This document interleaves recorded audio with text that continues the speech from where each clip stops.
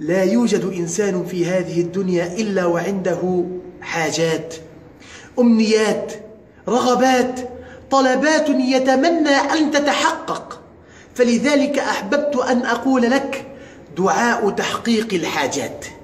روى ابن أبي شيبة بسند رجاله رجال الشيخين عن علي رضي الله عنه أنه قال لعبد الله بن جعفر: إذا طلبت حاجة وأحببت أن تنجح فقل: لا إله إلا الله وحده لا شريك له العلي العظيم، لا إله إلا الله وحده لا شريك له الحليم الكريم، ثم سل حاجتك.